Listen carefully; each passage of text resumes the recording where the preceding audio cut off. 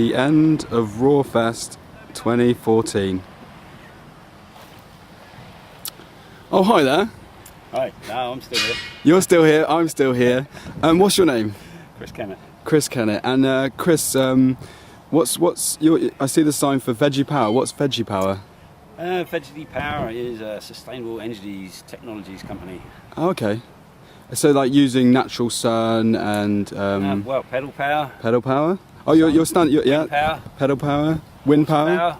What was the other one? Water power. Water power. Any power apart from fossil fuels. We don't like fossil fuels. That's understandable. That's understandable. So you're kind of seeing using other things like other avenues to create power and energy, and other technologies. Alternative technologies to the fossil fuel industries.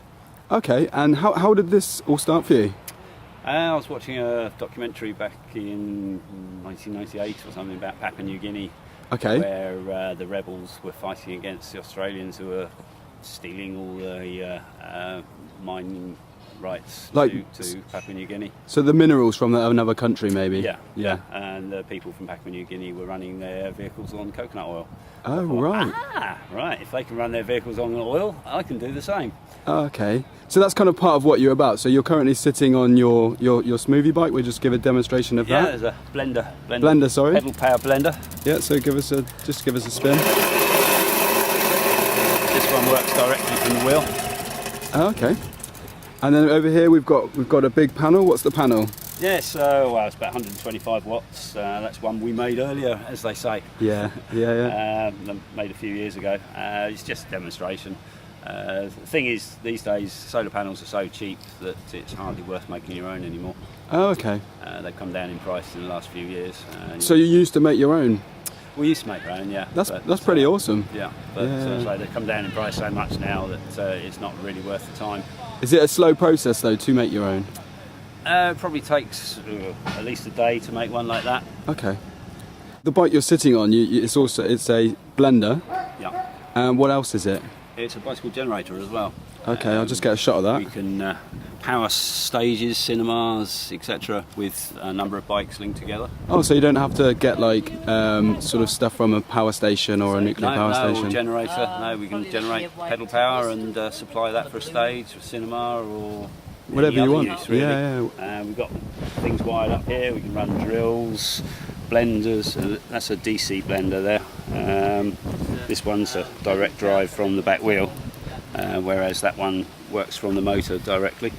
So it's all natural. It's all created naturally instead of using a resource as much as you can. Yeah, I mean lots of things are second hand, etc. as well. Okay. We use old drills and things. And how come you recycle drills? What's the battery doing?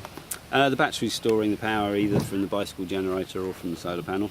Oh, okay. So you can use it later. Yeah. The bike actually puts out 24 volts DC, which goes through a regulator inside the box there. Okay. And that then stores it in the battery. I see. Whereas the solar panel goes through a charge controller, which is just down behind the solar panel.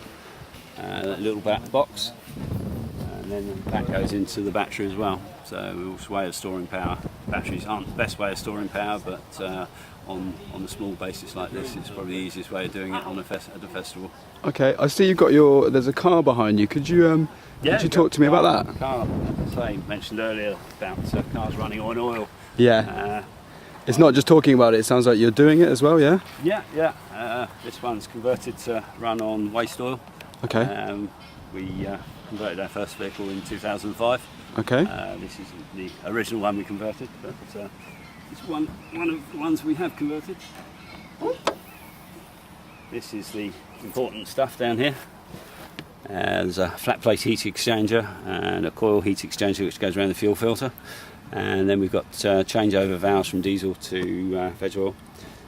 What happens is you start up the engine on diesel, and after a couple of minutes the engine warms up enough and it automatically switches over and runs on waste oil. And you collect your own waste oil, yeah? Yeah, luckily enough I've got a contract with my local council, and I'll get a couple hundred litres a month from the council, which is great. It's the residents of the city that I live in. So that's technically free then? Yeah, free supply of oil, which is great. Do you laugh every time you drive past a petrol station now? I don't know about laugh, but yeah, I try to ignore them as much as possible. Okay, no, fair enough. All right, Chris, thanks for your time.